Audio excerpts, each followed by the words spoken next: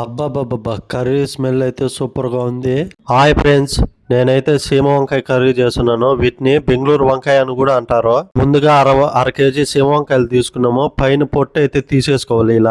ఇలా కట్ చేసుకొని మధ్యలో అయితే విత్తనం ఉంటది, వాటిని అయితే తీసేయాలి. చూడండి, ఇలా విత్తనం అయితే ఉంటది మధ్యలో, వాటిని అయితే తీసేయాలి. తర్వాత వీటిని చిన్న చిన్న ముక్కలుగా కట్ చేసుకొని పక్కన పెట్టుకోవాలి.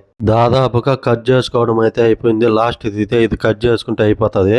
తర్వాత వచ్చి 3-4 అయితే పచ్చిమిరపకాయలు కట్ చేసుకోవాలండి. 2 మీడియం సైజు టమాటాలు కట్ చేసుకోవాలి. తర్వాత వచ్చి 2 మీడియం సైజు ఆనియన్స్ అయితే కట్ చేసుకోవాలి. కొద్దిగా వచ్చి ఆయిల్ అయితే వేసుకునేద్దాం. 3-4 టేబుల్ స్పూన్ల ఆయిల్ అయితే వేసుకోవాలి. ఆయిల్ వేడయ్యాక 1 టేబుల్ స్పూన్ ఆవాలు, 1 టేబుల్ స్పూన్ జీలకర్ర, 1 టేబుల్ స్పూన్ మినపప్పు వేసుకోవాలి. తర్వాత వచ్చి పోపు దినుసులు వేగినాక పచ్చిమిర్చి అయితే వేసుకోవాలి. తర్వాత వచ్చి కట్ చేసుకున్న ఎర్రగడ్డలు అయితే వేసుకోవాలి.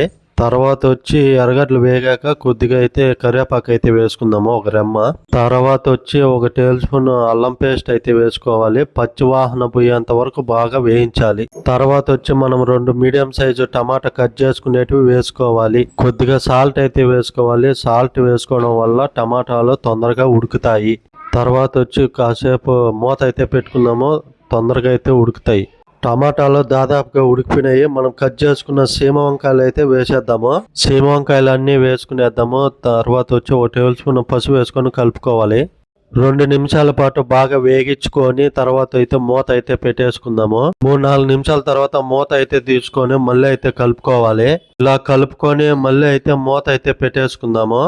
కొద్దిసేపు ఉడికిన తర్వాత మూత అయితే తీసేసాను. తర్వాత వచ్చి 1 టేబుల్ స్పూన్ కారం, తర్వాత 1 టేబుల్ స్పూన్ ధనియాల పొడి వేసి కలుపుకోవాలి. ఈ విధంగా అయితే కలుపుకోవాలి. చూడండి, ఇట్లా బాగా కలుపుకోవాలి. తర్వాత మనకి తగినన్ని నీళ్ళు అయితే పోసుకోవాలి. మనకి కర్రీకి ఎంత అవసరమో అంత అయితే నీళ్ళు అయితే పోసుకోవాలి. తర్వాత మూత పెట్టేసి 5-6 నిమిషాల పాటు బాగా ఉడికించుకోవాలి. అయితే ఉడికిపోయి వచ్చింది.